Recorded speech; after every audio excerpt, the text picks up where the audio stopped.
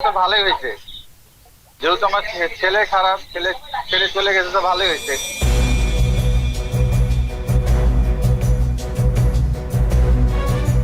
এবার যেতে চাই কেরানীগঞ্জের আরেকজন ব্যবসায়ী টিটু মিয়ার কাছে। তার রয়েছে মোবাইল ব্যবসার দোকান। সেই দোকানে কাস্টমার হিসাবে আসেন সামিরা আক্তার। তারপরে আসেন একদিন ওই মেয়ের মা। হঠাৎ একদিন টিটুকে দেয়া হয় মেয়েটিকে বিয়ের প্রস্তাব। ব্লুটুথ হেডফোন কিনে না যাওয়ার পরে ওটা সেটিং করতে পারতেছে না, তাই দোকানের কার্ড নিয়ে যায়। না যাওয়ার পরে আমার ফোনে ফোন দেয় বলতেছে যে ভাই আমি এটা কিভাবে সেটিং করব। তার কিছুদিন পরে আবার ওনার আম্মুর ফোনও ঠিক করতে নিয়ে আসছে, ওটাও ঠিক করে দিয়েছে। যেহেতু আমার দায়িত্ব এটা, আমার ঠিক করে দেওয়া কাজ করি। পরে এক পর্যায়ে ওর আম্মু বিয়ের প্রস্তাব দেয়, তখন আমি আর কি খোঁজখবর নিতে যাই। একটা বিয়ের প্রস্তাব আসলে অবশ্যই খোঁজখবর নিবে। আর আমার ফ্যামিলিতে আমি একমাত্র ছেলে। বিয়ে করতে রাজি না হয় ছেলেটির বিরুদ্ধে দেয়া হয় ধর্ষণ চেষ্টা মামলা। মামলার তথ্য জানার পর টিটুর কাছে টাকা চান মেয়ের পরিবার।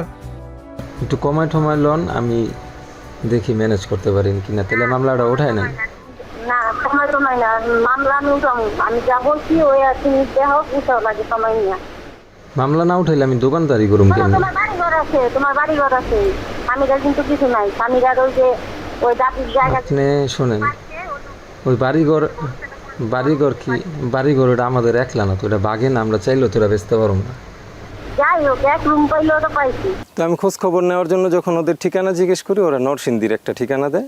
ওইখানকার যাদেরকেই জিজ্ঞেস করি যে ভাই এনাদেরকে চিনেন, কীরকম এরা, বলতেছে কি না ভাই আমরা এদেরকে চিনি না।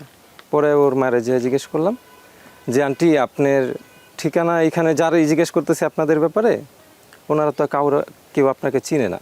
পরে কয় বাবা আমার বাসা তো এখানে না, আমার বাসা হচ্ছে কেরানীগঞ্জ। আমি বলি আমারও তো বাসা কেরানীগঞ্জ, যেটা আপনাদের আসল ঠিকানা ওইটা দেন, আমি একটু খোঁজখবর নেই। পরে খোঁজখবর নিতে যেয়ে দেখলাম মেয়ের বাবা হচ্ছে মাদক ব্যবসায়ী, চিহ্নিত মাদক ব্যবসায়ী ওই এলাকার মধ্যে। আর মেয়েরও আগে 2টা বিয়ে হয়েছে। তো এক পর্যায়ে আমি ওর সাথে কথাবার্তা বাদ দিয়ে দিই, আমার টাকার পয়সার আশাও বাদ দিয়ে দিই। বাজে সদেয় করছিলাম বিয়ে শাদী করার জন্য, ওগুলো বাদ দিয়ে দিই। তো 1 বছর পরে যে শুনি কি আমার নামে এরকম মামলা হয়েছে। কে করতে পারে? বাদীকে। পরে বাদী দেখি যে এই সামিরার আম্মু। পরে ওদের ঠিকানা অনেক কষ্ট করে খোঁজ করে বের করছি, বের করে ওদের নাম্বার জোগাড় করছি, করে কল দিচ্ছি। কল দেওয়ার পরে আমার বলতেছে যে 30 লাখ টাকা লাগবে, মামলা আমি উঠাই নিব। টাকা দিতে রাজি না হয় কারাগারে যেতে হয় টিটুকে। পুরো ঘটনাকে বানোয়াট বলে দাবি টিটুর।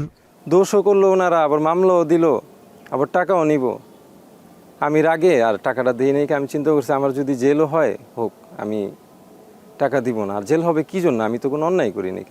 পরে আমি কোর্ট স্যালেন্ডার করলাম যে কোর্টের আদালতের সম্মান দেখায়, আদালত হয়তো আমাকে ছাড় দিতে পারে। কোর্টে যাওয়ার পরে আদালত কোনো প্রমাণ আদি কিছুই দেখলো না, আমাকে জেল দিয়ে দিল। আমি 22 দিনের মতো জেল থাইকা এখন জামিনে বের হয়েছি। ওনারা মামলায় লেখছে ধর্ষণের চেষ্টা। রাত্রি আনুমানিক 11:30 বাজে আমি নাকি রাস্তায় ওদের গাড়ি আটকেছি। তা আমি কি ট্রাফিক পুলিশের কাজ করি যে আমি গাড়ি আটকাবো?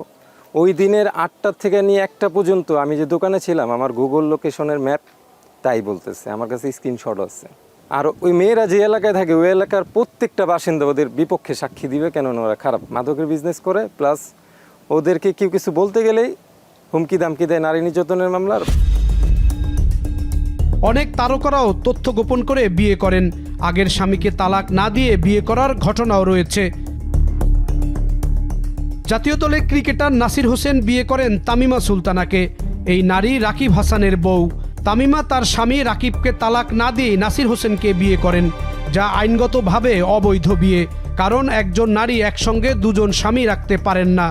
এ ঘটনায় নাসিরের স্ত্রী তামিমার আগের স্বামী রাকিব আদালতে মামলা করেন, যা বিচারাধীন। অভিযোগ আনা হয়েছে প্রতারণার। এ ধরনের বিয়ে আইনগতভাবে কতটা যুক্তিযুক্ত এ বিষয়ে আইনজীবী ইশরাত হাসান বলেন, অনেকে আইন না জেনে তথ্য গোপন করে বিয়ে করেন, আবার অনেকে নিজেদের বেশি চতুর মনে করে ছলচাতুরি করে বিয়ে করেন।